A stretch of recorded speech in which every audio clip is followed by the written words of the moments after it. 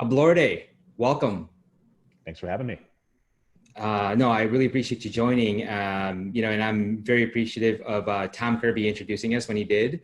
And I feel like you and I have the timing was just of when we first talked, even though we got introduced a couple months ago.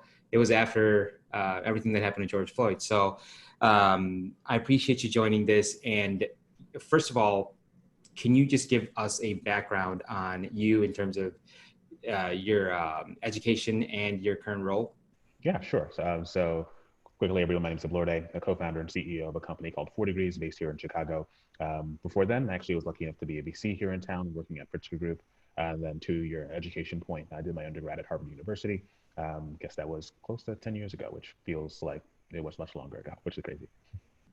Harvard. I think you're probably one of I think I know five people maybe total that have gone to Harvard. So yeah, it's awesome. Can you tell us a little bit about, well, two things. One, you're an investor, right? So I'd love for you to talk about that. And two, probably even more important, I'd love for you to talk about 4 degrees. Yeah, sure. So in terms of my prior investing life, when I was at Pritzker, I spent about 3 years there, investing primarily at the early stages of kind of company formation. So think Series A, Series B primarily. We also did some seed investing. It was a phenomenal experience. I learned a ton about how to think about what venture scale opportunities look like and how people start to assess those different kinds of businesses and like the inner workings of how what is a somewhat niche, like somewhat opaque industry operates. And then so what 4 Degrees itself is, we're software to help teams manage and maximize what we describe to be their most important assets, which are their professional relationship networks. And that experience actually comes directly from my time working in venture and then actually before then in consulting, which are that both businesses, whether it was working as a consultant at Bain or an investor at Pritzker, were fully underpinned by the relationship network that surrounded them.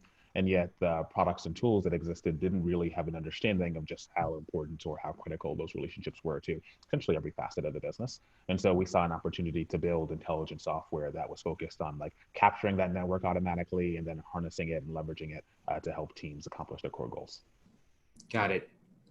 So when how many different companies have you invested in?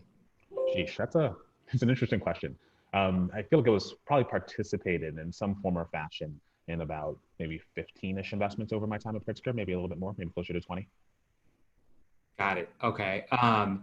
So I had Gary on last time a couple weeks ago, and I thought his message was great. More importantly, a lot of people that heard his conversation, they were, I think it was such a positive experience. So, and like I told him, that panel that you guys did for the tech leadership, I think there was 130 something tech leaders that were a part of it. I thought it was awesome. A big shout out to my guy Claude for setting that up and doing what he did. But what all of you guys said was great. So with that, from you personally, how is this whole everything that's happened with the George Floyd murder? Like, how has that affected you? Yeah, I mean, first to your point on Gary, I mean, I'm no Gary Cooper, so it's a hard person to follow up on. I'll put it that way. That guy's special.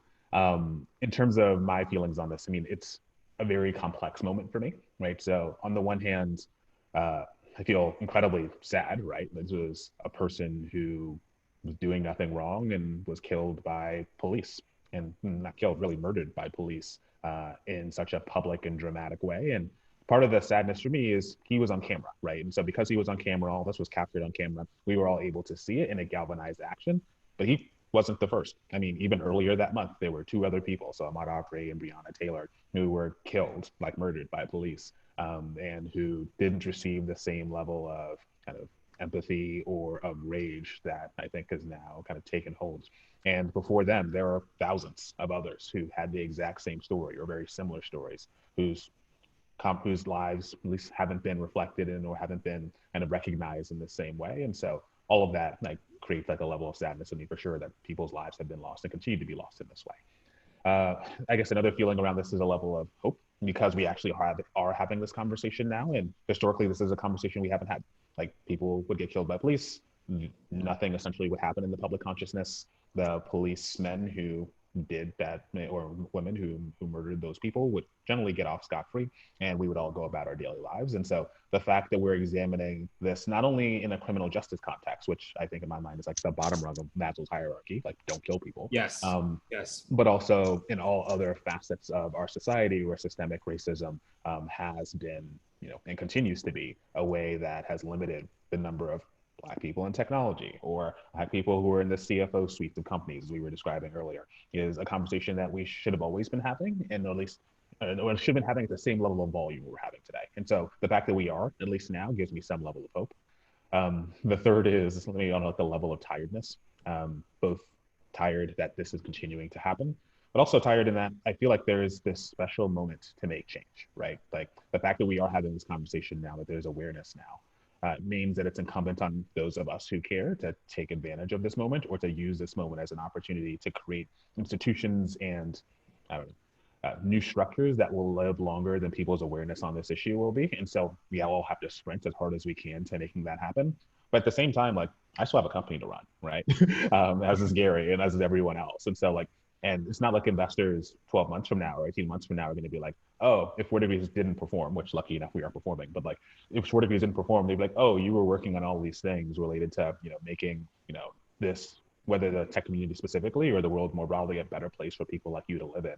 So as a result, we're going to give you a pass and like your numbers not looking that great. Like that's not a conversation that happens. And so both essentially for anyone who's like me, who's like Gary, it feels like a time where we're burning the candle a little bit on both ends to try to make both of these things happen. And so those are probably the three dominant emotions for me. And honestly, there's like a long tail of others.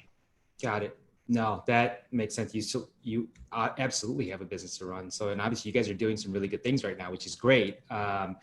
So I asked Gary this too.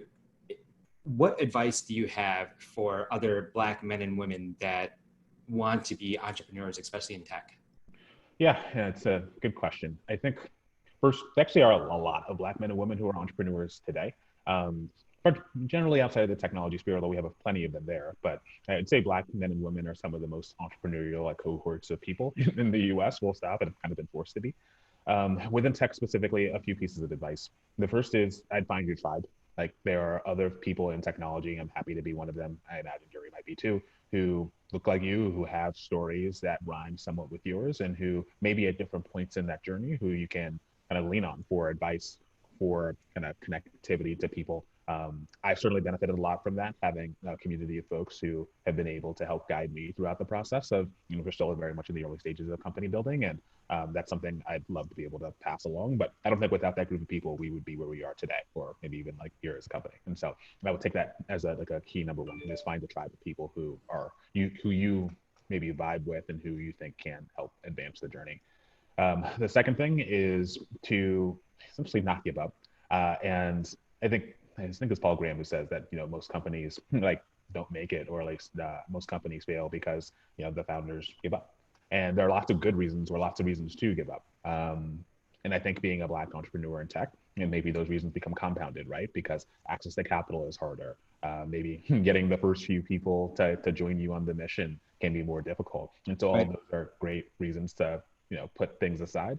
I think it requires an additional level of, grit and pain tolerance in order to get through all. Absolutely.